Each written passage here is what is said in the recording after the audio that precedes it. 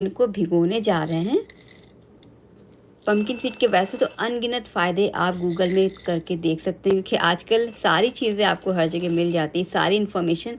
लेकिन फिर भी क्या होता है ना कि हम लोग को ध्यान नहीं रहा, अगर प्लानिंग से कुछ भी नहीं करते ना, तो किचन में ऐसे भिगोना ही नहीं आ जाता कि रात में भिगोना है, फिर सुबह से हमें कंज्यूम करना है, सारी चीज़ें याद नहीं रहती हैं। लेकिन इसके अनगिनत फ़ायदे, अगर आपने 15 टू 20 डेज़ रेगुलर इसको खाया ना, पंपकिन सीड्स को, सोक किए हुए पंपकिन सीड को, आपको बॉडी में खुद ही डिफरेंस नज़र आएंगे। जैसे कि इसके अंदर अच्छी खासी मात्रा में पाया जाता है मैग्नीशियम, जो कि हमारे स्ट्रेस लेवल को कम करता है। हमारी जो नींद कभी कभी ना गहरी नींद नहीं आती, या फिर बार बार आँख खुल जाती है, कुछ लोगों को ऐसे शिकायत होती है, तो आप देखेंगे ना पंपकिन सीड्स खाने से ये सारी दिक्कत दूर हो जाएगी।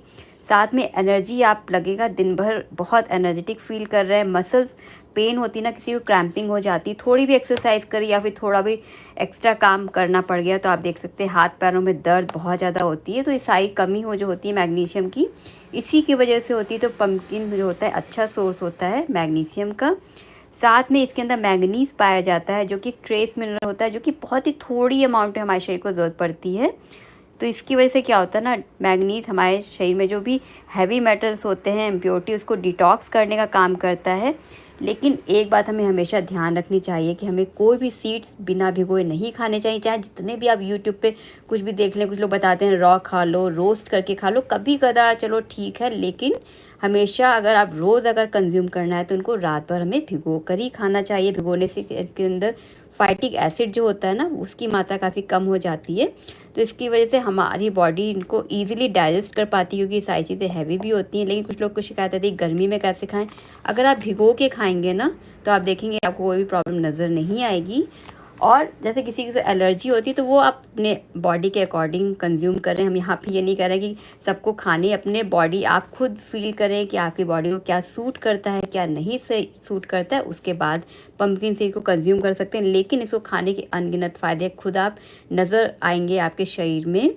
साथ में प्रॉब्लम क्या होती है जब हम इसे भिगो के नहीं खाते हैं, और कभी कभी ना कुछ लोग पंपकिन सीड, किसी ने बता दिया कि बहुत फ़ायदा हो करता है, तो ऑयल में रोस्ट कर लेते हैं, या फिर मार्केट में भी रोस्टेड पंपकिन सीड जो कि वेजिटेबल ऑयल में रोस्ट किए आते हैं, उनको हमें कभी भी नहीं लेना चाहिए। और गर्मी के टाइम पे पंपकिन सीड ले रहे हैं, तो आप इसके सबसे अच्छा सोल्यूशन है छाछ, जिसे हम लोग बोलते हैं बटर मिल्क, जो कि हमारे गट के लिए बहुत अच्छा होता है। तो इसके साथ में भी आप कंज्यूम कर सकते हैं, और इनको हमेशा चबा चबा के खाना चाहिए। साथ में आप सौंफ का भी इस्तेमाल कर सकते हैं, सौंफ जो कि इसकी तासीर ठंडी होती है। लेकिन सबसे बड़ी बात ना, कोई भी चीज़ खाए, जो हमने आपको बताया था कि हमें बेसिक चीज़ें सुधारनी पड़ेंगी, तभी ये सारी चीज़ें, एक्स्ट्रा चीज़ें आप कर रहे हैं ना, वो हमारे शरीर को फ़ायदा करती है। जैसे कि ब्रेड, पास्ता, मेयोनीज़, केचप, ये जो बेसिक चीज़ें सबके घरों में पाई जाती है ना, इसको अपने घर से, किचन से निकाल के फेंक दें।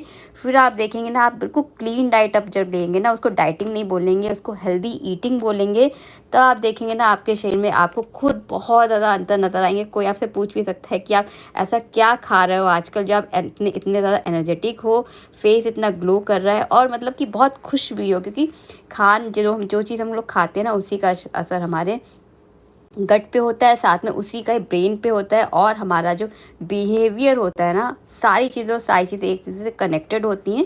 जैसा खाते हैं वैसा मन भी होता है। तो आप इन सारी चीज़ों को हटा लेना, तो आप देखेंगे जो एक्स्ट्रा चीज़ें आप इंक्लूड कर रहे हैं, वो उसके फ़ायदे आपको बहुत ज़्यादा नज़र आएंगे, क्लियरली नज़र आएंगे।